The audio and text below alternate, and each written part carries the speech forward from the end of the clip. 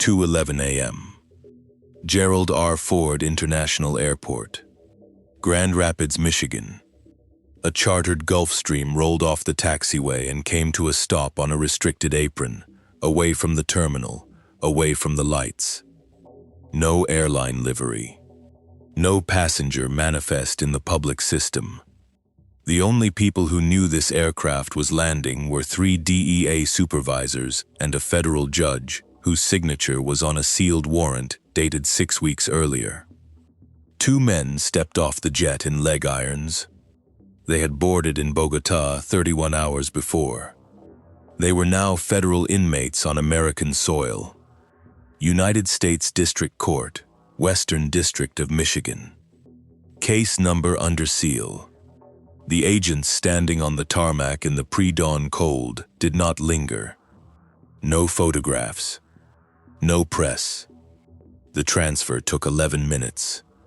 An armored transport van pulled away from the apron at 2:22 a.m. and merged onto the I-196 connector, heading toward the Kent County Federal Detention Facility. The driver kept to posted speed. No lights. No escort. Nothing about the vehicle or its route was designed to attract attention. The only indication that this was not an ordinary transport was the second armored vehicle running 100 yards behind, its occupants scanning every on-ramp along the connector for the full 8-mile transit. The extradition was not the story. The story was 6 hours away, inside a refrigerated packing house in Traverse City, Michigan, where 43 pallets of cold chain produce were stacked floor to ceiling under fluorescent light at 34 degrees Fahrenheit, where 11 years of legitimate agricultural business sat behind a loading dock roller door, where a state agriculture award plaque from 2024 hung on a cinder block wall next to a Little League team photograph, and where, hidden inside the top trays of every 5th 40-pound cherry crate on those pallets, agents from the DEA, Grand Rapids Field Office, and Homeland Security Investigations were about to find something that had been moving through Michigan, undetected for 19 months. Operation Persimmon had begun in December of 2024 with a single anomaly that should not have existed. A freight logistics analyst at a regional cold chain carrier noticed that one client's outbound pallet weights were running consistently heavier than their inbound weights by 4 to 6 pounds per stack. For a fresh produce exporter, that arithmetic was backwards. Fruit loses moisture in transit. Cold chain shipments get lighter as product ages. They do not get heavier between origin and distribution. The analyst flagged it internally. The note went nowhere inside the company. 3 weeks later, a DEA intelligence coordinator reviewing freight irregularities pulled the same carrier's anomaly reports as part of a routine agricultural corridor review. The note was still in the system. The coordinator ran the client name. The business was registered as Lakeshore Premium Produce, LLC, incorporated 11 years earlier. A Traverse City operation with a clean agricultural license, a verifiable export history across 5 Great Lakes distribution hubs, and a tax record that raised no flags. The company had won a State Agriculture Excellence Award in 2024, recognized for cold chain quality standards and community investment. The Little League sponsorship was real. The cherry orchards were real. The business looked like exactly what it said it was. The weight discrepancy was 4 to 6 pounds per stack on outbound pallets only. Consistent, recurring, and mathematically impossible for legitimate produce. That number went to the DEA Grand Rapids Field Office on December 9, 2024. By December 11th, the case had a code name. 3 agents in the Grand Rapids office were read into Operation Persimmon. 3. Not because the DEA was understaffed, because the operations commanding supervisor, Special Agent Diane Mercer, had decided that a tighter compartment meant a longer runway. If word spread, the pipeline would shift. She needed the network to keep moving while the surveillance built. Mercer had spent 9 years in the DEA's Detroit field office before transferring to Grand Rapids in 2022. She had worked cartel logistics. She knew how cocaine moves through agricultural supply chains. The method was not new. Narcotics concealed inside produce shipments had been documented across the Texas-Mexico border corridor for years. But moving it through a legitimate cold-chain agricultural exporter in rural Michigan, through an operation with over a decade of community roots and state recognition, required something more than a standard smuggling operation. It required infrastructure.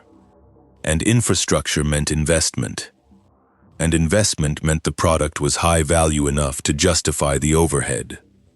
I spent time going through the cold chain freight data that eventually surfaced in the federal record, and one detail kept coming back. The weight anomaly had been present for at least 19 months before the December 2024 flag. That means the pipeline was operational for over a year and a half before anyone in law enforcement saw it. Not because the concealment was perfect. Because the anomaly report sat in a logistics company's internal system and nobody connected it to anything. Mercer's first step was to map the delivery corridor. Lakeshore Premium Produce ran a 220-mile route, Traverse City to Grand Rapids via US 131, Grand Rapids to a transfer warehouse in the southwest Detroit corridor via I-96. The transfer warehouse was listed as a cold storage facility attached to an auto body operation on Godfrey Avenue, Grand Rapids. The Detroit endpoint was a refrigerated bay at a freight consolidation hub near Warren Avenue. Mercer ordered passive surveillance on all 3 sites. No physical contact. No undercover approach. Cameras, license plate readers, and freight manifest cross-referencing only. The license plate readers were mounted on existing infrastructure, utility poles and overhead highway signage, using equipment borrowed from a Michigan State Police traffic enforcement program. The camera installations at the Godfrey Avenue site required a separate authorization and took 11 days to position without disturbing the auto body operation's normal flow of foot traffic. A single fixed camera was placed in the eave line of a commercial property across the street, angled to capture the warehouse's vehicle bay. A second unit was positioned 400 feet north, mounted to a telephone pole focused on the access alley that ran behind the Godfrey building. Both cameras were hardwired to a relay unit concealed in a municipal utility box, streaming encrypted footage to the Grand Rapids field office around the clock. The Warren Avenue Detroit endpoint was harder. The freight consolidation hub was a busy commercial facility with over 60 documented client accounts. Surveillance of a single tenant's refrigerated bay without alerting the broader facility required the DEA to establish a parallel commercial account at the hub under a DEA front company, allowing 2 agents to operate inside the facility as legitimate freight customers while conducting observation from within the building. That cover placement took 3 weeks to construct and cost the operation 62 days of total setup time before the first usable surveillance footage was collected. 60 days in from the initial flag, the surveillance confirmed the corridor. The same refrigerated trailers, the same departure windows, the same 3 drivers rotating through the same 3 sites on a 48 to 72-hour cycle. But there was nothing in the manifest data that indicated what was inside the crates. The shipments cleared every checkpoint they encountered. The product was legitimate produce. The cold chain was certified. The drivers had clean records. Mercer needed inside the crates without tipping the pipeline. In February of 2025, the operation hit its first serious obstacle. A federal magistrate declined the first warrant application for a covert examination of Lakeshore's outbound pallets, citing insufficient probable cause. The weight anomaly alone, the court determined, did not establish enough to authorize an interception of a legitimate agricultural shipment. The magistrate was not wrong on the law. The evidence at that point was circumstantial. Mercer spent 3 weeks rebuilding the affidavit. She pulled Lakeshore's corporate filings, their freight billing records, and their cold storage energy consumption logs. She cross-referenced the departure times against known cartel courier schedules in the Chicago and Detroit corridors. She identified a pattern in the transfer warehouse's vehicle traffic, specific vehicles appearing at the Godfrey Avenue site only on days when Lakeshore shipments arrived, vehicles that had no documented connection to any legitimate cold storage operation. One vehicle, a late-model black pickup registered to a shell company in Wayne County, appeared at Godfrey Avenue on 9 out of the 11 documented Lakeshore delivery days during the surveillance window. On the 2 days it did not appear, the Lakeshore delivery had been delayed by more than 4 hours from its scheduled arrival time. The correlation was precise enough that Mercer included it as a standalone exhibit in the revised affidavit. Whoever was driving that pickup knew when the Lakeshore trucks were running late. That implied communication with the pipeline, not coincidence. The second warrant application was filed on March 14, 2025. It was approved March 19th. A covert intercept team pulled one outbound pallet from a Lakeshore trailer at a DEA-controlled freight staging area outside of Grand Rapids on the night of March 22nd. The crate in question was the 5th 40-pound cherry crate in the top row of the pallet. Standard corrugated exterior. Standard produce labeling. Lakeshore Premium Produce. Traverse City, Michigan. Certified fresh. The agent who opened it found 2 layers of fruit trays. Standard packing. Then, between the bottom tray and the crate floor, a polystyrene insert that was not standard. Molded. Custom fitted. Shaped to the interior dimensions of the crate with a precision that indicated manufacturing, not improvisation. The insert's exterior surface had been treated with a cold chain compatible sealant that prevented moisture absorption and, critically, suppressed off-gassing. A narcotics detection dog walked past the unopened crate during a controlled test conducted at the staging area that same night. The dog did not alert. The odor masking was effective at standard cold chain temperatures. That single test result told Mercer everything she needed to know about why the pipeline had moved undetected through 5 distribution hubs over 19 months. Inside the insert, 2 kilo bricks of cocaine. Vacuum sealed. Odor masked. Sealed inside a false crate floor designed to survive the temperature and humidity of cold chain transit without degradation. 2 kilos per crate. Every 5th crate. 43 pallets per load. The mathematics ran quickly. A single Lakeshore shipment, if every 5th crate was loaded, could move a significant quantity of product through 5 Great Lakes distribution hubs without a single checkpoint flag. Mercer replaced the insert, resealed the crate, put the pallet back in the trailer. The shipment continued to its destination. The operation was intact, but now the DEA knew exactly what it was carrying. Here's what this case tells us about agricultural supply chain vulnerability in the United States. The cold chain certification system that protects produce quality is completely separate from the narcotics inspection infrastructure. A refrigerated agricultural shipment moving between certified domestic handlers faces almost no mandatory search protocols. The pipeline was not exploiting a loophole. It was exploiting an architectural gap between 2 entirely different federal systems. And it had been doing so for 19 months before anyone looked.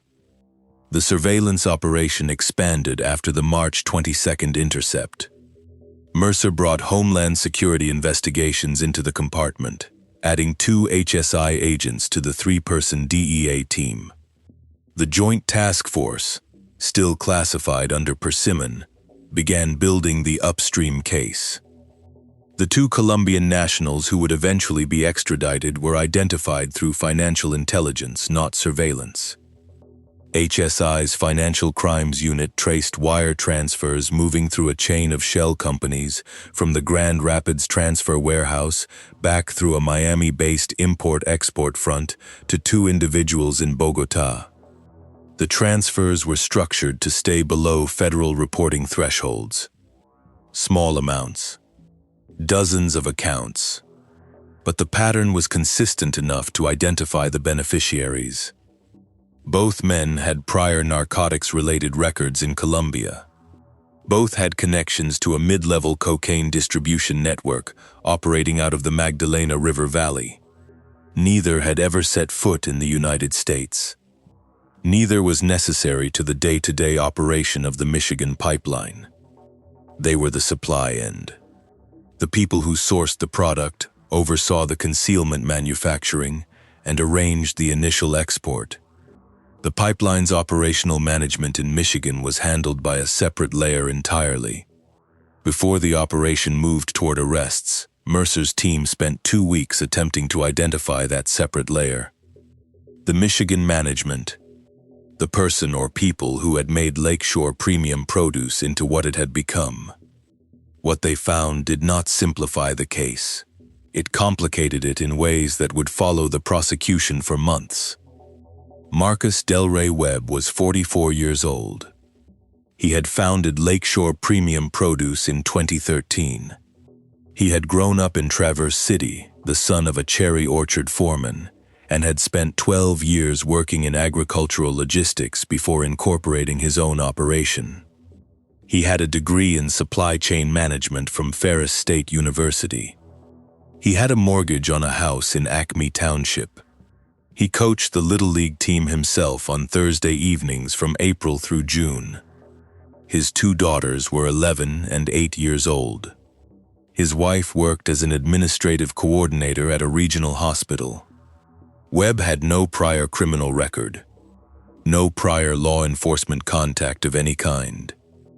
What the financial records showed was that Webb had been approached in the spring of 2023 by a logistics consultant who had worked briefly as a contract freight broker for Lakeshore during a period when Webb was trying to expand his distribution reach. That consultant, identified in the federal record only as a cooperating witness in related proceedings, had introduced Webb to a contact in the Chicago freight corridor. The introduction had been framed as a business development opportunity, a new client looking for reliable cold chain capacity moving out of the Great Lakes region. Within 6 weeks of that introduction, the weight anomalies on Lakeshore's outbound pallets began. The question the federal indictment does not resolve, the question that will be argued at trial, is how much Webb knew at the point of that initial introduction. His legal team has indicated they will argue he was deceived about the nature of the arrangement and did not understand the full scope of what was embedded in his operation until he was already so financially entangled that exiting became a separate category of risk. The prosecution's position, based on the content of the encrypted communications recovered from his phone, is that Webb's knowledge was explicit and continuous throughout the 19-month pipeline. I am not going to tell you which version to believe. That is for a jury. What I will tell you is that the encrypted messages on Webb's phone included 11 exchanges in which the weight per crate, the departure schedules, and the distribution endpoints were discussed in specific operational terms.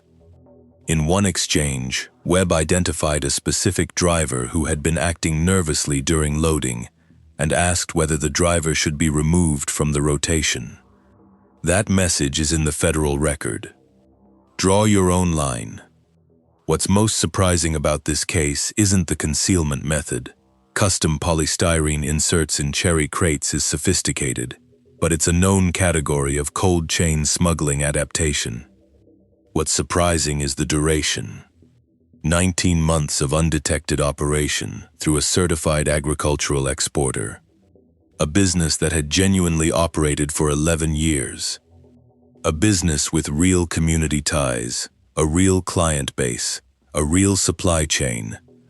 The criminal overlay was thin enough that it never disrupted the legitimate operation. The cherry exports kept shipping. The award-winning quality standards were maintained.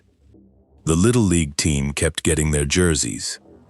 The pipeline was designed to survive indefinitely because it was embedded in something real. By May of 2025, Mercer's team had documented 15 separate shipment cycles. They had tracked product from the Traverse City Cold House to the Godfrey Avenue Transfer Warehouse to the Detroit Reefer Bay.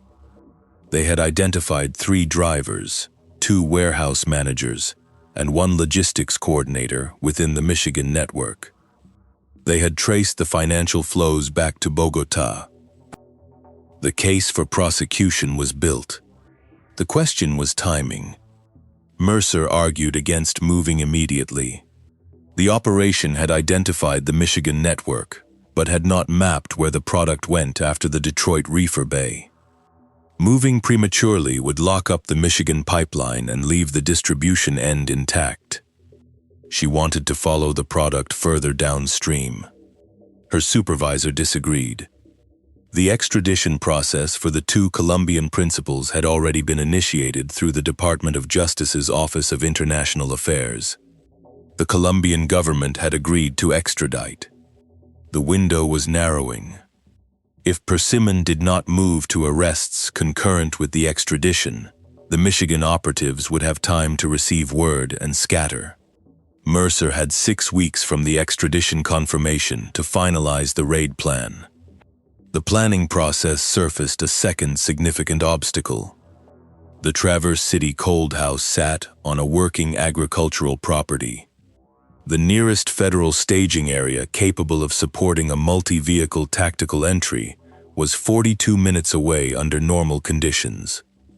In July, cherry harvest season, US 131, between Traverse City and Grand Rapids runs heavy with agricultural transport.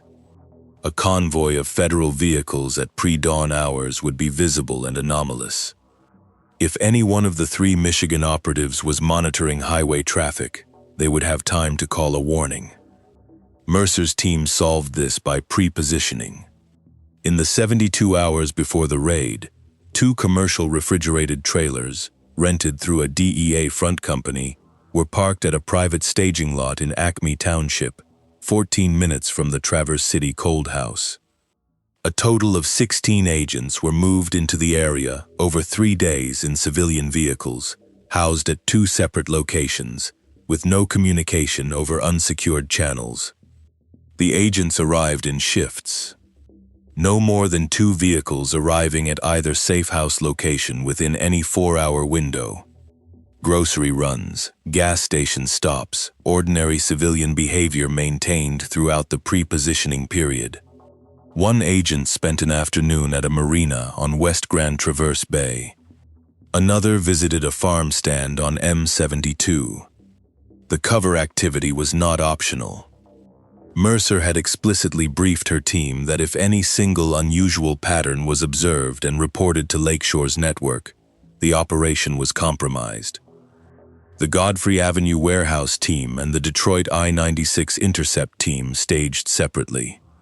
All 3 teams were in final position by midnight on the night of the operation. 0 communication between teams after midnight except through an encrypted federal tactical channel. Mercer would give the go signal from the Grand Rapids command post at 6 a.m. sharp. All 3 entries were to begin within 60 seconds of each other. At approximately 4:40 a.m. on July 17th, while the pre-positioned teams were in their final holding positions and the encrypted channel was silent, Marcus Webb arrived at the Traverse City Cold House. He was 2 hours and 20 minutes ahead of his documented routine arrival time. The surveillance team holding in Acme Township observed his vehicle on the property camera feed and immediately transmitted a status update to Mercer at the command post. Webb entered the cold house through the manager's entrance and remained inside for 31 minutes. When he exited, he drove north toward Acme, rather than south toward his residence in Acme Township. He parked at a boat launch on the east arm of Grand Traverse Bay and sat in his vehicle for 19 minutes. His phone was live during that period, but no outgoing calls or messages were logged on the monitored lines. He then drove back to the cold house and re-entered the building. Mercer made a decision in the dark at 5:03 a.m. She did not advance the timeline. She did not contact the Godfrey Avenue or Detroit teams to alert them to the change in Webb's pattern. She held the 6 a.m. signal as planned. Her reasoning, documented in the post-operation debrief, was that advancing the timeline by 57 minutes with 3 stage teams across a 150-mile corridor introduced more risk than Webb's unexplained early arrival. If she pushed the signal early, one team might be underpositioned. One breach might go wrong. One driver might not yet be in his vehicle, eliminating a clean arrest. The risk of a premature signal outweighed the risk of waiting. What she did not know at 5:03 a.m., and would not learn until after the operation closed, was that Webb's 19 minutes at the boat launch had included a single conversation on a prepaid handset that her team had not identified. The number he called went to a voicemail box. His message was 4 words. The content of those 4 words became part of the federal record. The voicemail box belonged to a number with no subscriber registration and was never answered. Whoever was supposed to receive that warning never picked up. Put yourself in Mercer's position at 5:59 a.m. on that July morning. 3 teams on 3 sites across a 150-mile corridor. An armored transport somewhere between the Kent County Detention Facility and a federal courtroom carrying 2 men who had just flown from Bogota in leg irons. A 19-month investigation hinging on the next 60 seconds. A cold house full of evidence that could be destroyed in under 4 minutes if anyone in that building heard a phone ring at the wrong moment. And now, an additional variable. A defendant who had arrived 2 hours early, sat at a boat launch in the pre-dawn dark, and made a call on a phone you didn't know existed. 1 team. 1 signal. 1 clock. At 6:04 a.m. on July 17, 2026, the signal went out. The Traverse City Cold House entry came through the loading dock roller door. 12 agents in ballistic gear, breath visible in 34-degree air. K9 units on the flanks. The roller door was breached with a hydraulic spreader in under 8 seconds. Agents moved in column into the main cold storage floor. The temperature inside the cold house hit exposed skin like a wall. Agents moving at operational speed across the polished concrete floor in full gear could see their own exhaled breath fogging under the fluorescent lights. The sound of the hydraulic breach echoed off the cinder block walls and the stacked pallets. There was a half-second of industrial silence before the first team called clear on the east aisle. 2 warehouse workers on the floor were secured within the first 45 seconds. Neither resisted. Both were found near the loading dock's shrink wrap station, one operating the wrap machine, one moving an empty pallet. Both went to the ground on verbal command. The cold house supervisor was found in the manager's office, a phone in his hand, a number half-dialed. The agent who took him down noted the call had not connected. Webb was found at the back of the secondary corridor, standing between 2 pallet stacks, facing the north wall. He was not moving toward anything. He was not holding anything.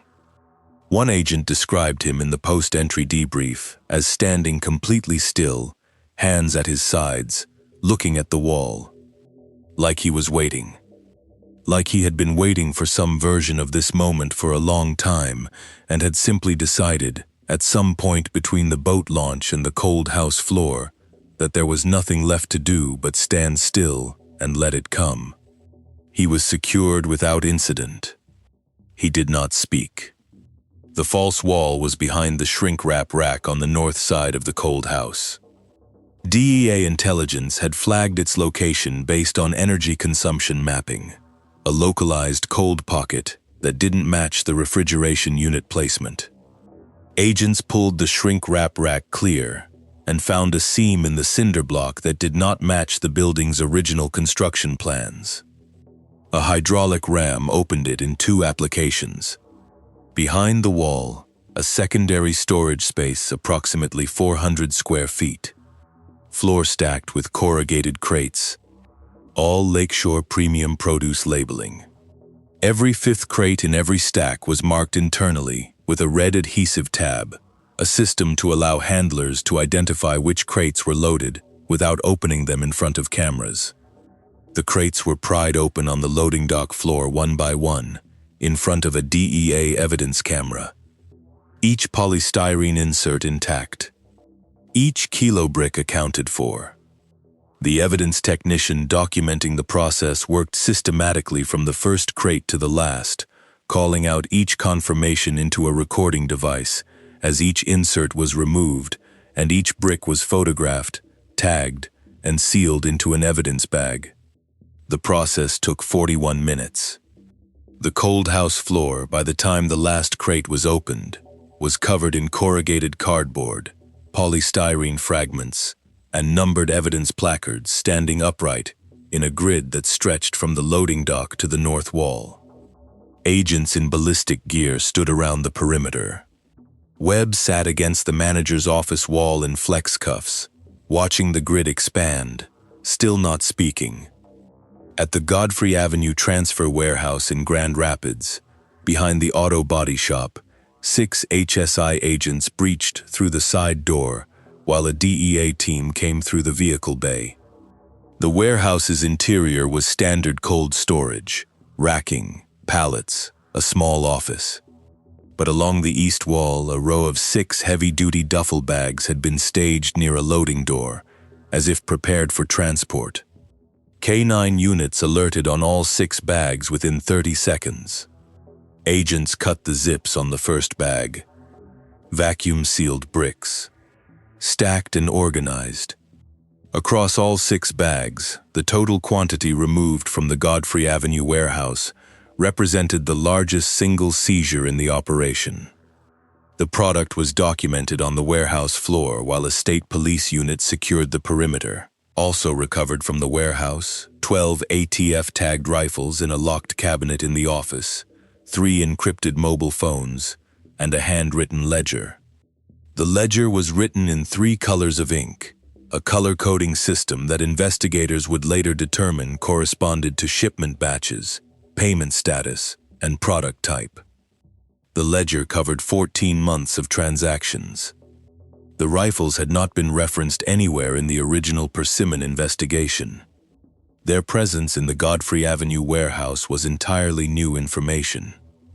An ATF case agent was contacted before the Godfrey Avenue scene was released and arrived on site within 2 hours of the entry.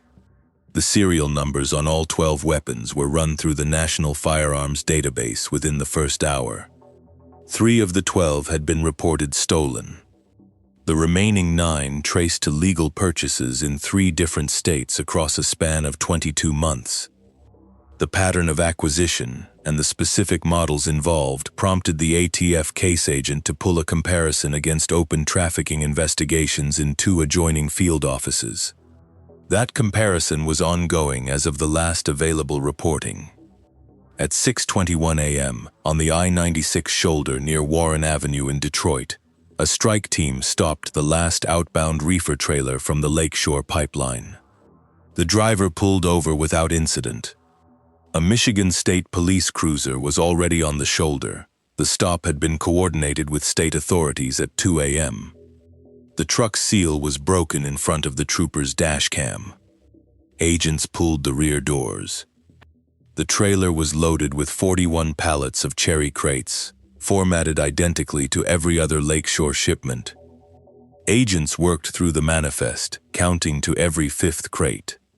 The polystyrene inserts were in place, each one intact.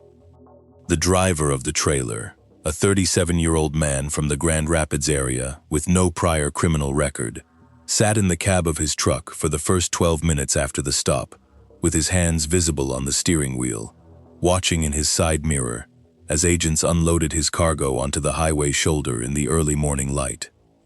When an agent opened his cab door and informed him of the nature of the arrest, he asked a single question. He asked whether his wife had been contacted. He asked it twice. He was one of the 2 drivers who would cooperate immediately. The operation closed across all 3 sites within 38 minutes of the initial signal. The 2 Colombian nationals, transferred from Kent County Federal Detention to the federal courthouse in Grand Rapids for their initial appearance, watched from the back of their armored transport as a body camera feed, relayed to courthouse monitors, showed the last crate being pried open on the Traverse City loading dock. In the days that followed the arrests, federal agents worked through the evidence collected at all 3 sites. The 3 encrypted mobile phones recovered from the Godfrey Avenue warehouse were the immediate priority. The phones were turned over to the DEA's Digital Evidence Lab in Chicago, where forensic technicians worked to extract their contents. 2 of the 3 phones yielded usable data within 72 hours. The third had been partially wiped, not fully, not cleanly, but enough to destroy the most recent 90 days of communications. What remained on the third phone, in recovered fragments, included contact identifiers and routing information that HSI financial investigators cross-referenced against the shell company structure already mapped during the case. 2 of the contact identifiers on the wiped phone matched aliases that appeared in the handwritten ledger recovered from the Godfrey Avenue office. The match was not a coincidence. It was a confirmation that the ledger and the phone had been maintained by the same individual, or the same set of hands, and that the ledger's color-coded transaction records corresponded to real financial flows that the phone had been used to coordinate. The handwritten ledger itself required 11 days of analysis before investigators were confident in their interpretation of the color-coding system. Red ink entries corresponded to inbound shipments, meaning product arriving at Godfrey Avenue from the Traverse City pipeline. Blue ink entries corresponded to outbound distributions, meaning product leaving Godfrey Avenue toward the Detroit Reefer Bay and beyond. Black ink entries corresponded to payments, amounts, routing indicators, and what appeared to be partial account references. The ledger covered 14 months, from May of 2024 through early July of 2026. That 14-month window represented roughly 3/4 of the pipeline's total 19-month operational period. The first 5 months of the pipeline's operation, from approximately December of 2023 through April of 2024, were not covered by the ledger. Investigators believe a prior ledger existed and was destroyed, but no physical evidence of it has been recovered. There is a line in the federal charging document that reads, almost like it was written to be read aloud. It describes the polystyrene inserts as custom-manufactured concealment devices precision-fitted to the interior dimensions of the subject cherry crates, consistent with industrial production rather than field modification. Industrial production. That phrase means someone somewhere built a factory-level manufacturing process to produce false crate bottoms at sufficient scale to outfit a 1.5-year-long pipeline. That facility has not been identified. The federal indictment covers the 2 Colombian principals and 5 Michigan operatives. The Michigan charges include distribution conspiracy, money laundering, and possession with intent to distribute. The Colombian defendants face the same charges plus international conspiracy counts. Here's the take that may get some pushback. The 11-year legitimate business history of Lakeshore Premium Produce is not exculpatory context, it's the actual crime. Building a genuine agricultural operation, winning state recognition, sponsoring a youth sports team, and then using that legitimacy as a smuggling platform is a specific and deliberate choice. Every award, every community relationship, every clean inspection record was infrastructure. If the courts will sort the sentencing guidelines. But the notion that the business's legitimacy somehow mitigates the culpability misreads how the scheme worked. The legitimacy was the weapon. The Godfrey Avenue warehouse was operated by 3 individuals currently in federal custody. The Detroit Reefer Bay's downstream distribution network, where the product was going after it, left the Warren Avenue trailer, has not been fully mapped. Investigators identified a secondary transport network that used the Detroit Consolidated Freight Hub to move product into at least 3 additional states, but the recipients in those states have not been publicly charged. The downstream end is open. The 3 drivers who rotated through the Lakeshore corridor were arrested in separate operations on the morning of July 17th. 2 cooperated immediately. 1 invoked and declined to speak without counsel. The cooperating drivers provided consistent accounts of the loading process, describing a system in which the loaded crates, those containing the polystyrene inserts, were staged separately from the standard produce in a marked section of the cold house floor before each departure. The drivers were instructed to load the marked crates into position themselves without warehouse staff assistance, and to account for their placement in the stack during transit so that the loaded crates were accessible at the distribution end without requiring a full pallet breakdown. The loading took approximately 20 additional minutes per shipment. Both drivers stated they had understood from the beginning that the marked crates contained narcotics, though neither claimed to know the specific substance or quantity. The financial accounts connected to the Bogota principals contained, at the time of seizure, amounts consistent with several months of pipeline revenue. The accounts were frozen under a federal asset forfeiture order. But HSI financial investigators noted that the accounts represented only a fraction of estimated pipeline proceeds over 19 months. The bulk of the revenue moved through the shell company structure identified earlier in the investigation had already been distributed through a layering process that crossed 4 additional jurisdictions. The amount not yet recovered is substantial. The exact figure is under seal. The polystyrene insert manufacturing facility remains unidentified. No arrest has been made in connection with it. Investigators believe it operated in South America, possibly in Colombia, but have not confirmed a location. The tooling required to manufacture the inserts at the documented scale, precision fit to a specific branded crate's internal dimensions, would require either a direct relationship with Lakeshore's crate supplier or access to the crate specifications through another channel. The crate supplier has cooperated with investigators and denies any knowledge of the inserts. That denial is consistent with the supplier's documented behavior throughout the investigation period. No anomalous orders, no unusual client requests, no contact with any of the identified principals. But the specifications for Lakeshore's specific crate model are not proprietary. They are available through the agricultural packaging industry's standard documentation, accessible to any manufacturer with a reason to request them. The gap in the chain is not necessarily a gap in the supplier's knowledge. It may simply be a gap in what investigators have been able to confirm. That distinction matters less than it should, and more than it appears to. It is still open. The award plaque is still on the wall of the Traverse City Cold House. The facility has been sealed as a federal crime scene. The Little League team has a new sponsor.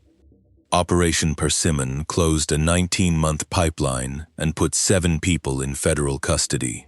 The extradition of the 2 Colombian nationals was the event that set the clock. The polystyrene inserts were the mechanism. The freight anomaly, 4 to 6 pounds of unexplained weight on an outbound pallet, was the thread that started it. That thread was sitting in a logistics company's internal system for at least 19 months, before anyone pulled it. The pipeline is dismantled. The insert manufacturer has not been found. The downstream distribution network that received the product after Detroit remains only partially mapped. The demand that made the pipeline worth building is